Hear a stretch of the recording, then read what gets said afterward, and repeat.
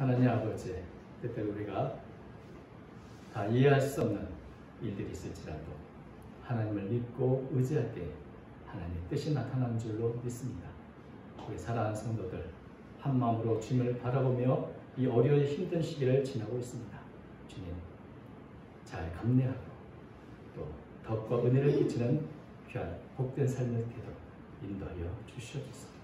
속히 일상으로 돌아갈 수 있도록 인도해 주시고 여러 어려움 속에서도 주님을 바라보는 믿음 가운데 승리하는 저희가 되도록 도와주시옵소서.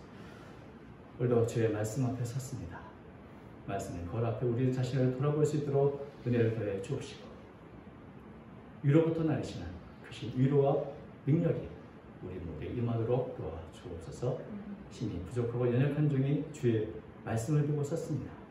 홀로 두시면 아무 유익이 없어 주께서 사용하여 주옵소서. 우리 주 예수님의 이름으로 간절히 기도하옵나이다. 아멘. 네, 가정의 달 5월입니다. 그런데 이 5월이라고 또 가정의 달이라고 모든 가정이 꽃길을 걷는 행복한 가정인 것은 아닙니다. 가정의 달 5월에 슬픔을 당하고 어려움을 겪고 있는 그런 가정도 참 많이 있죠. 최근에 한강에서 실종됐다가 시신으로 발견된 이 의대생 손정민 군, 그분 아버지가 인터뷰할 때 현장에 있었던 기자는 이렇게 말했습니다. 자식 잃은 아버지의 오열만큼 슬픈 건 없는 것 같다. 잘 키우고 자랑스러웠던 아들을 하루아침에 잃은 이 아버지의 그 고통, 비통한 마음을 우리는 다 헤아릴 수 없죠.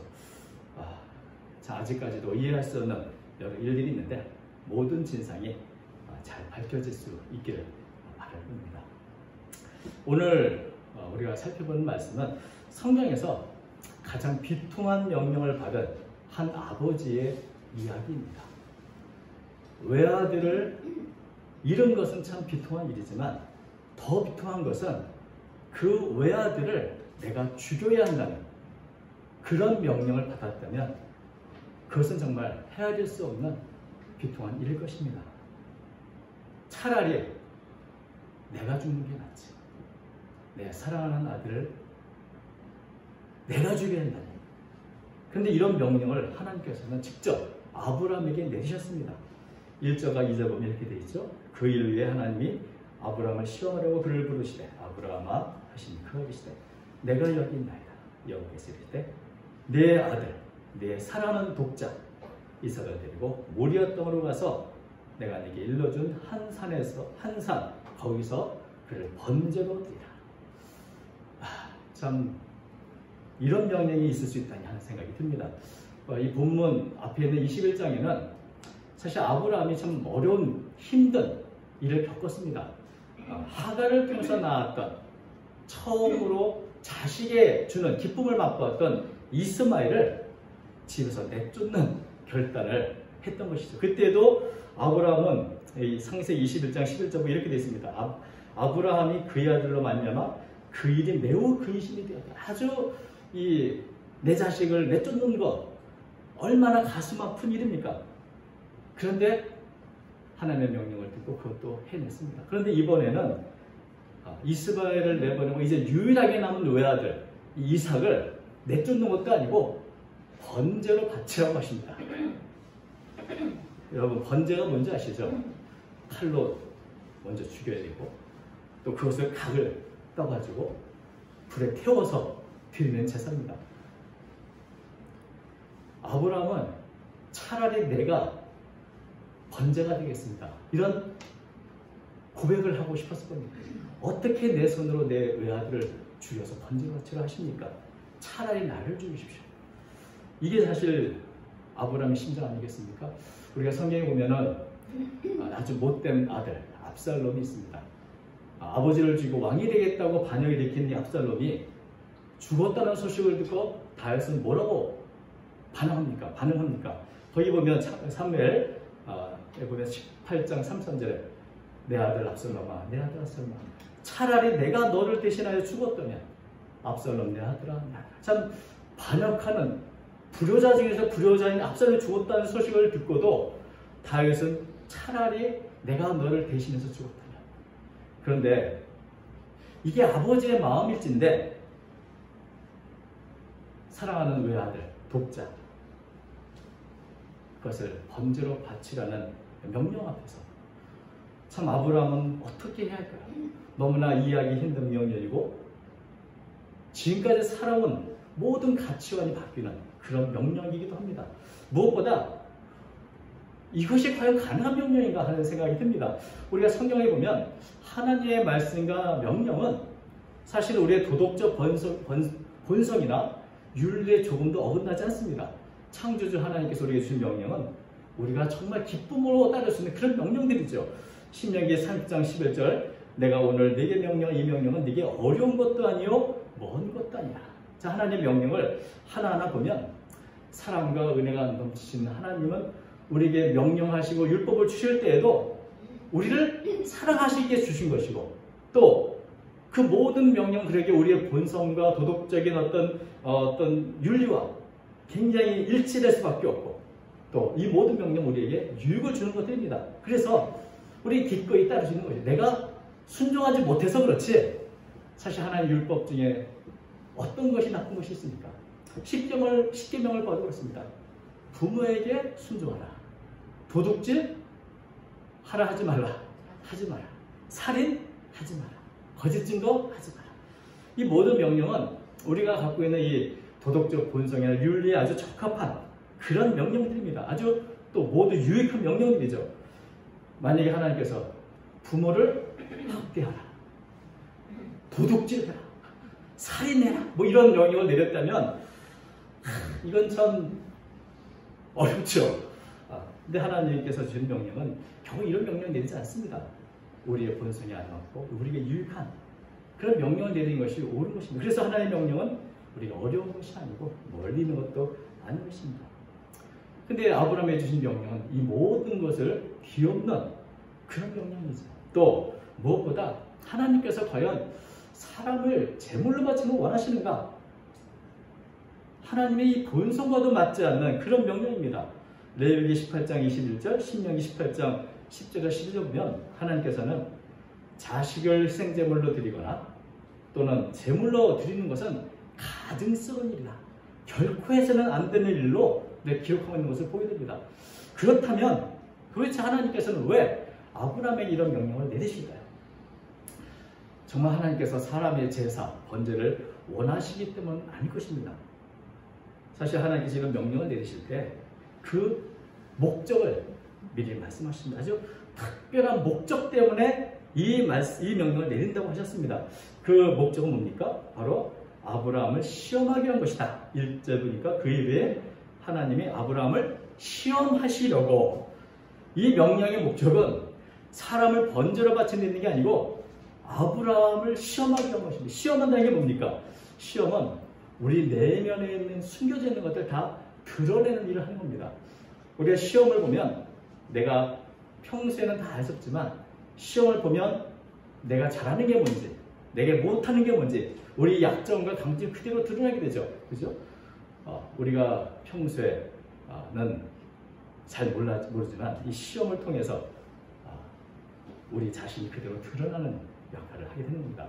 그래서 하나님은 때때로 이런 시험을 하시는데 신명기 8장 2절에도 네 하나님 여호와께서 이 40년 동안에 네 광야길을 걷게 하신 것을 기억하라. 이는 너를 낮추시며 너를 시험하사 네 마음이 어떠한지 그 명을 지키는지 지키지 않는지 알게 하신다. 이 하나님에 대한 사랑, 믿음 앞에서 겉으로는 왔었지만 시험을 통해서 하나님은 그 마음이 어떤 마음인지를 드러내고 알게 된다는 것이죠. 그래서 이런 시험을 하신다는 건데 시험 문제가 굉장히 어렵습니다. 아브라함으로서는 다른 것은 다 하겠는데 이것만은 안 됩니다 라고 하는 그 문제, 바로 가장 사랑하는 외아들 네가 직접 번제로 드려 나한테 바치라. 이 명령이야말로 사실은 아브라함으로서는 가장 따르기 힘든 그런 명령일 것입니다. 그런데 하나님은 아브라함의 속을 드러내기 위해서 가장 힘들고 따르기 어려운 아주 특별하고 이례적인 명령을 지금 아브라함에게 내리신 것입니다. 본래 자식이 없던 아브라함에게 이삭을 주신 분도 하나님이시라면 이제 그 이삭을 주신 분에게 다시 바치라. 본래 네 것이 아니었으니 다시 하나님께 바치라. 여러분, 아브라함은 과연 이런 하나님 명령에 어떻게 반응할까요? 우리는 이미 이 구절 잘 알고 있습니다. 그런데 어떻게 그렇게 이해할 수 없고 감당할 수 없는 이 비통한 명령을 아브라함은 철저하게 수행할 수 있었을까? 저는 그 과정을 보면서 한 가지 반복되는 단어가 있음을 발견했습니다. 그것은 바로 본다는 말입니다. 먼저 4절을 보면 제4절에 제3일에 아브라함이 눈을 들어 그곳을 멀리 바라본지라. 아브라함이 이삭을 번제로 바치게 가야 할 곳은 사흘이나 가야 할 길이었습니다. 사흘 동안 하나님이 말씀하신 그곳으로 걸어가면서 아마도 아브라함 마음속에는 아주 심한 영적인 갈등과 싸움을 했을 것입니다. 5만 가지 생각이 왔다 갔겠죠. 사흘 동안 걸어가면서 그냥 도망쳐 버릴까? 차라리 내가 먼저 죽어버릴까? 아니면 정말 하나님께 이삭을 정말 바칠까? 이런 여러 가지 고민을 하면서 이 사흘 길을 걸어갔을 것입니다. 정말 이 사흘의 그 길은 지옥 같은 길이었을 것입니다. 잠을 잘 수도 없고 이 문제를 어떻게 하면 좋을까? 그러면서 도대체 하나님 왜 나에게 이런 명령을 내리셨는가? 하나님이 주신 이삭을 통해 주신 약속의 말씀도 생각해보고 하나님은 어떤 분이신가 묵상도 하고 그저 이 사흘을 여기 성경에는 아무 말이 없지만 사실 말이 필요 없는 것이죠. 묵상하고 또 생각해보고 고민해보고 그러면서 내가 끝까지 순종해야지 라고 마음 먹으며 걸어갔을 것입니다. 그리고 보니 저기 높은 산 이삭을 드려야 할 산이 보입니다. 여러분, 아브라함의 눈에 그저 높은 산만 보였을까요? 아니면 눈에 보이지 않는 그 이상의 것들이 눈에 보였을까요? 아무튼 이 아브라함은 이삭과 함께 단둘이 이 산에 올라갔습니다. 그때 이삭이 아브라함에게 묻습니다. 아버지, 붉은 나무는 있는데 번제할 어린 양은 어디 있나요? 이삭도 무언가 잘못했다는 것을 깨닫고 아주 핵심적인 질문을 하고 있습니다. 그때 아브라함이 대답합니다. 이게 여기서 이제 두 번째 본다는 그런 단어가 나옵니다. 8절. 아브라함이 이르되 내 아들아 번제할 어린 양은 하나님이 자기를 위하여 친히 준비하시리라.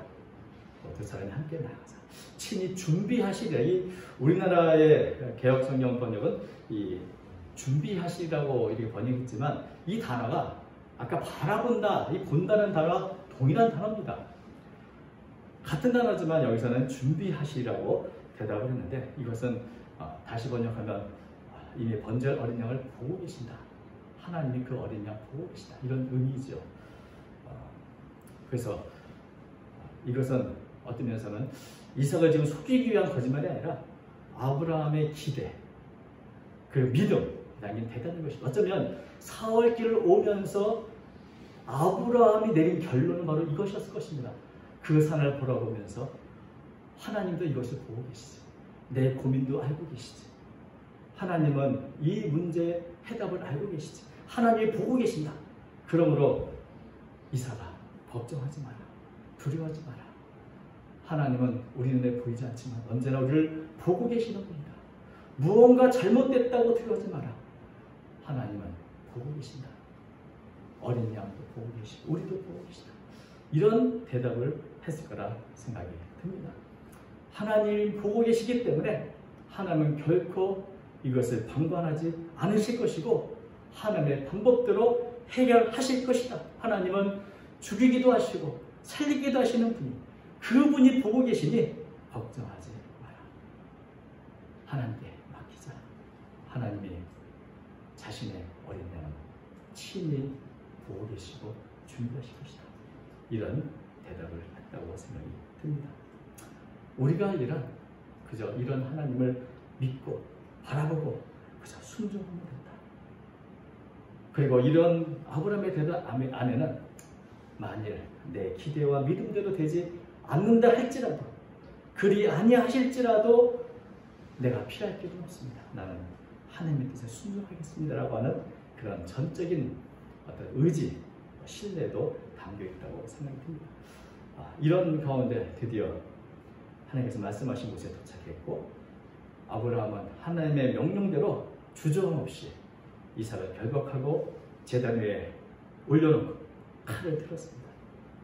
그때 하늘부터 아브라함을 부르는 소리가 들렸죠. 아브라함은 칼을 들었지만 실제로 이삭의 몸에 손대지는 않았습니다. 그런데 하나님께서는 너는 이미 이삭을 내게 바쳤다고 인정해 주셨습니다. 창세기 22장 13절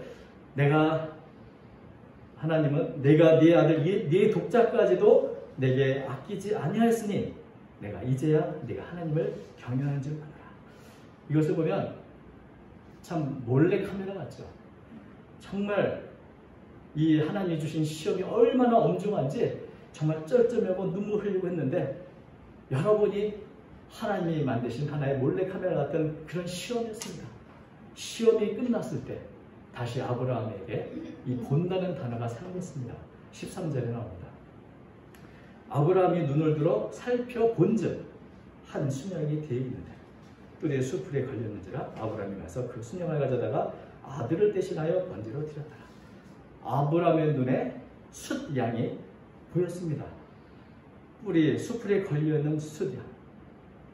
아브라함은 이삭에게 그 기대와 믿음을 따라 하나님이 번제로 드릴 언약을 보고 있다고 말했는데 그 믿음대로 하나님은 숫양을 미리 준비해 놓고 계시던 것입니다. 그리고 이제는 믿음으로만 봤던 그 숫양을 실제로 현실 속에서 실현되어 있는 그 숫양의 모습을 보게 된 것이죠. 이 숫양이 수풀에 걸려있는 것을 보면서 아브라함은 얼마나 기뻤을까요? 그래, 믿음대로 됐다.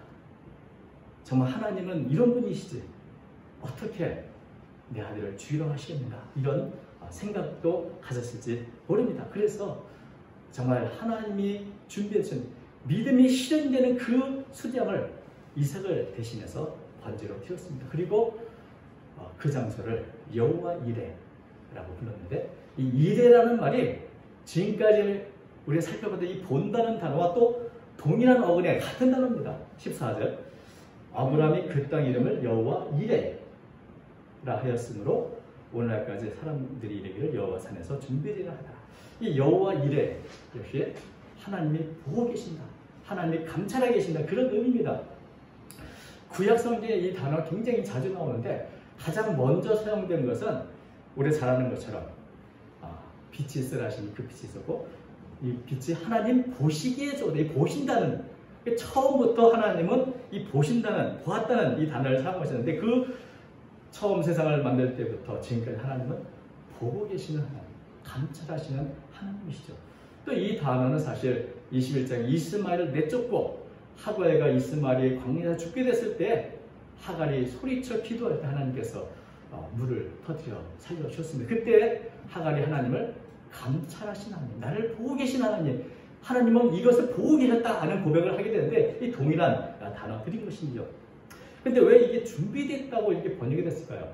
이것을 살펴보니까 이 보았다는 이 단어가 라틴어 성경으로 번역이 될 때 미리 본다는 해석으로 번역이 됐습니다. 아니 본다는데 하나님은 미리 보셨다. 그래서 미리 본다는 단어가 결국 영어나 우리 개역 성경에는 미리 본다, 바로 미리 준비하신다는 의미로 번역이 된 것입니다. 그래서 하나님이 보고 계신다, 보고 가만히 방관하고 계신다는 것이 아니라 하나님은 미리 보고 계시고 미리 준비하고 계신다는 의미로 지금 우리에게 알려주고 있는 것입니다. 그래서 아브라함은 이 여호와 이레라고 그 장소를 이렇게 불렀는데 이것은 단순히 그 장소를 기념하기 위한 단어는 아닙니다. 이 과거가 아니라 앞으로 일에 대한 예고가 담기는 그런 것이죠. 그래서 여호와의 산에서 준비되리라. 앞으로 힘들고 이해할 수 없는 그 순간에 또 걱정하지 마. 하나님이 보고 계신다. 하나님이 미리 보고 계시고 미리 준비하고 계시다라고 하는 것을 보여주는 그런 믿음을 고백하는 그런 단어를 사용하게 된 것입니다. 여러분, 우리가 흔히 이제 여호와 이레라는 말을 잘 사용하는데 이 단어가 참 쉬운 단어가 아닙니다. 아브라함은 여호와 이레라는 이 단어 깨닫기까지 자기의 사랑하는 아들 이삭의 생명을 걸고 배우고 깨달은 그런 단어인 것입니다. 여호와 이레. 참 귀하고 귀한 말이죠. 자신의 아들 목숨까지 걸고라도 역시 하나님은 보고 계신다는 깨닫던 그런 말인 것입니다. 여러분, 그리고 나서 이삭과 함께 집으로 돌아온 이 사흘길, 아브라함이 어떤 마음으로 왔을까요? 지금까지 오는 그 사흘길은 지옥 같은 길이라고 한다면 집으로 돌아가는 그 길은 아브라함의 인생에서 가장 아름다운 꽃길이었을 것입니다. 네, 우리가 이 이야기에서 정말 잊어서는 안 되는 것은 이삭을 번제로 바치라는 이 명령이 단지 아브라함을 시험하기 위한 것만은 아니었던 것입니다. 하나님께서는 하나님이 앞으로 행하실 일을 미리 아브라함에 보여주기 위한 그런 명령을 하신 것입니다. 여러분, 자신이 묶여서 죽어야 할 그 나무를 등에 지고 걸어가는 이삭의 모습, 누구랑 닮았습니까? 십자가를 지고 예수님 모습과 너무 닮았죠. 또 그 독생자 이삭을 제물로 바쳐야 하는 그 아버지 마음, 누구와 닮았습니까? 십자가에서 인류의 죄를 대속하기 위해 제물로 삼으시는 그 모습과 똑같은 것입니다. 그래서 이 아브라함이 이삭을 바친 이 사건은 앞으로 일어날 하나님의 행하실 십자가 사건을 미리 보여주는 예표인 것입니다. 우리가 처음 이 본문을 봤을 때 이삭을 번제로 바치라, 이건 정말 이해할 수 없는 그런 명령이라고 생각했는데 자신의 독생자를 제물로 삼으신 이 하나님의 사랑, 정말 이해할 수 없는, 감당하기 힘든 그런 하나님의 사랑인 것이, 그것을 보여주기 위해서 아브라함이 이런 명령을 하셨다고 저는 믿습니다.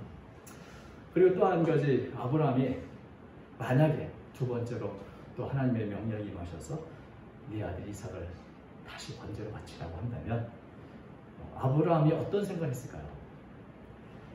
하나님 도대체 저한테 왜 이러십니까? 이렇게 하지 않았을까요?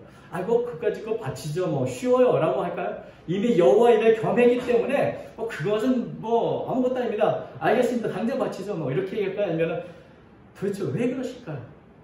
여호와 이레, 그걸 믿지 못해서도 아니고 몰라서도 아닙니다. 그러나 다시 또 내 아들을 바치라고 하는, 그것은 또한 또 한 번의 큰 나의 시험인 것입니다. 여러분, 하나님의 말씀에 순종한다는 게 늘 쉬운 게 아닙니다. 늘 매일매일 사흘길을 가며 싸워서 내리는 결론 속에서 그래 믿자, 그래 바치자, 맡기자, 그래서 순종하게 되는 것입니다. 아마도 아브라함이 이미 여호와를 경험했지만 또다시 이런 명령이 온다면 또다시 사흘길을, 죽음 같은 길을 걸어가면서 고민하고 기도하고 묵상하고 스스로의 끊임없는 싸움 속에서 다시 한번 결론을 깨닫게 됩니다. 여호와 이레다. 맞아, 또 여호와 이레다. 여러분, 우리가 살면서 참 이해되지 않는 일들이 많이 있습니다. 가까운 분들의 죽음도 있고 또 우리의 삶에 도대체 하나님 왜 이러실까 하는 그런 사건이 일어나기도 합니다. 인생은 꽃길이 아닙니다. 그러나 분명한 것은 하나님은 우리가 지금 겪는 것, 우리가 지금 생각하는 것 다 미리 보고 계시고 미리 준비하고 계시는 여호와 이레의 하나님이시라는 겁니다. 우리가 이해할 수 있는 이 사건보다 더 이해할 수 없는 그 십자가의 사랑을 우리에게 베풀어 주신 분입니다.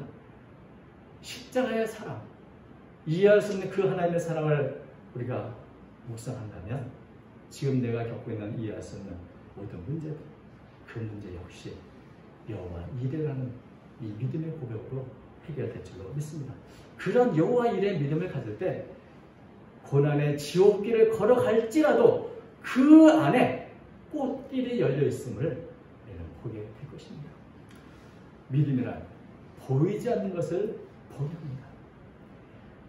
믿음으로 우리를 보고 계신 하나님을 볼 수도 있고, 우리가 이해하기 힘들고 받아들이기 힘든 사건을 만날 때에도 그 안에 하나님의 사랑, 섭리, 은혜 깨닫게 되는 줄로 믿습니다. 그리고 이런 이해할 수 없는 하나님의 사랑을 묵상하며 갈 때 내가 겪고 있는 이 고난의 시간들도 어떤 면에서는 아브라함처럼 묵묵히 이 사흘길을 걸어가겠죠. 우리도 걸어가게 될 줄로 믿습니다.